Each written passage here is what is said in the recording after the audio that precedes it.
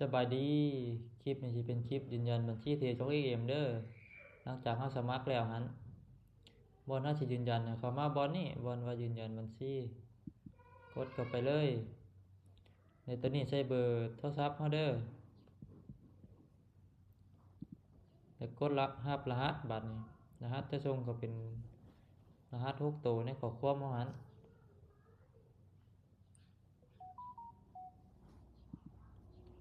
รหัสนี่รหัสตัวนี้จะบ่คือกันเด้อให้เบิ่งในข้อความในเบอร์เขาหันหลังจากใช้รหัสแล้วกดยืนยันเลยบัดนี้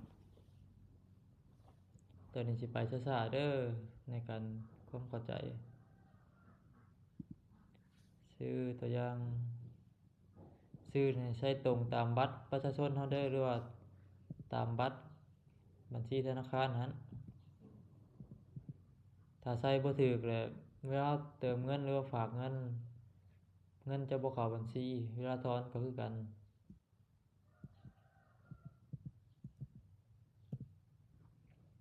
ตัวชื่อกลางบ่ใช้ก็ได้ตัวนี้เป็นนามสกุลตัวนี้เป็นชื่อบัตรวันเดือนปีเกิดเฮาก็เลือกมาตามบัตรเลยให้ตรง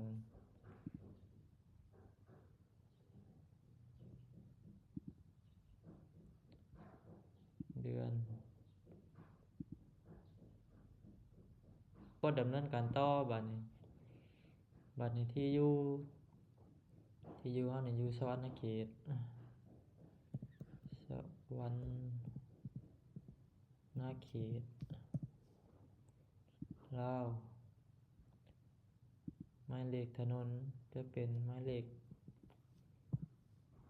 นี้แล้วก็รหัสไปรษณีย์บัดนี้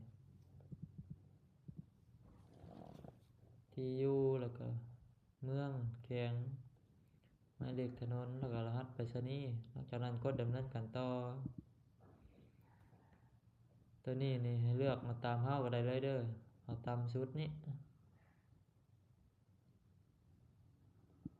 จุดประสงค์ในการเปิดบัญชีเทสเพื่อเก็งกำไรระยะสั้นเพื่อลงทุนระยะยาวก็ได้สถานะเป็นนักศึกษาก็ได้สถานะนี่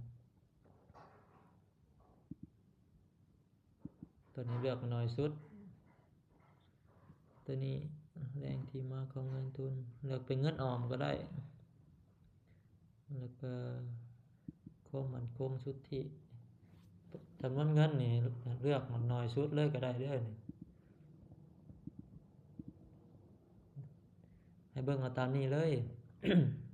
เพื่อสะดวกในการยืนยันบัญชีนั้นหลังจากเราเลือกแล้วเบิดเลยเรามาดำเนินการต่อบัดนี้ตัวนี้ท่านเคยมีการศึกษาเรื่อง Forex ซื้อขายหรือไม่ถ้าเราเข้ามาใหม่เราก็กดไม่ใช่เลยหลังจากนั้นเราก็มาติ๊กของบนนี้แล้วมากดดำเนินการต่ออีกบัดนี้ต่อไปสิเป็นพวกเอกสารบัดนี้กดดำเนินการต่อเอกสารเนี่ยเป็นบัตรประจำตัวใบเดียวก็ได้เด้อแล้วก็สิมีสแกนหน้าพร้อมจากนั้นกดเริ่มการตรวจสอบยืนยันนี้ไปดำเนินการต่ออีก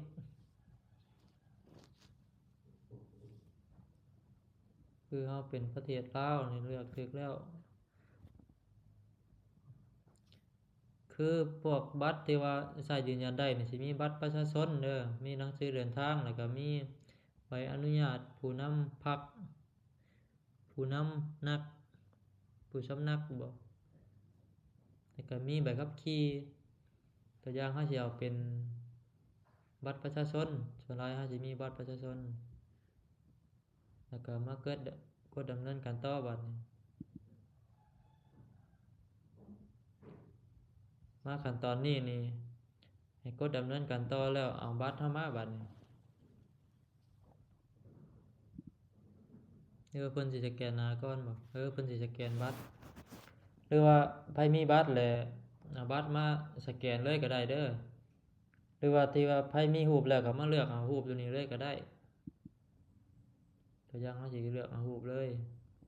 เฮา เราก็มากดอัปโหลดเอกสารบัดนี้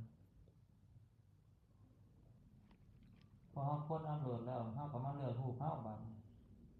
ตัวอย่างเป็นรูปนี้เป็นบัตรประชาชนเราก็มากดโอเพนเลยบัดนี้รอเพิ่นอัปโหลดเพิ่นแป๊บนึง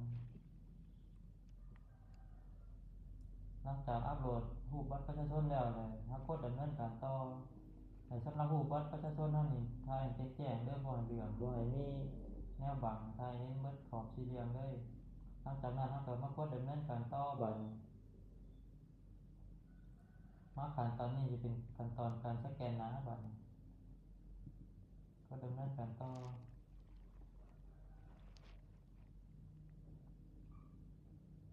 ให้หมุนแบบนี้เด้อหมุน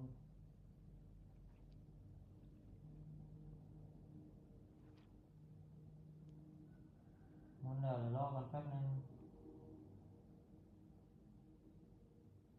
บัดนี้ตัวนี้เอาหน้าบัตรมาตัวเก่าฮะ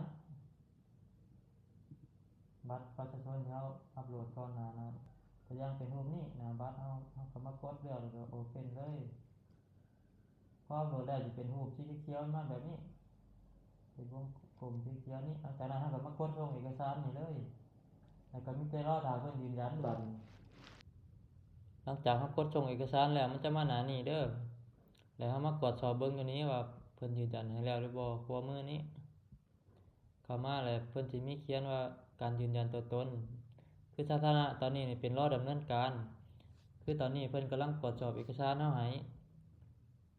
ถ้าว่าเพิ่นยืนยันให้แล้วมันจะขึ้นเป็นสีเขียวอยู่นี่เลย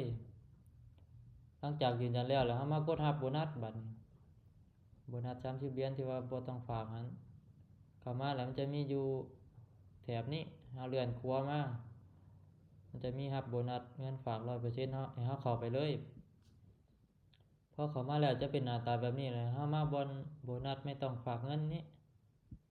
คลิกเข้ามาแล้วเฮามากดรับเลยบัดนี้ถ้าว่ายืนยันผ่านจะมีคำว่ารับโบนัส30เหรียญอย่างนี้ให้เฮากดรับเข้าไปแล้วก็มีแต่ไปเทรดในบัญชีMที่หาเลยบัดนี้ก็สิประมาณนี้เด้อถ้าว่าไฟยังบ่ผ่านยังขัดข้องบ่ได้ก็ทักมา WhatsApp เฮาหั่นขอขอบใจ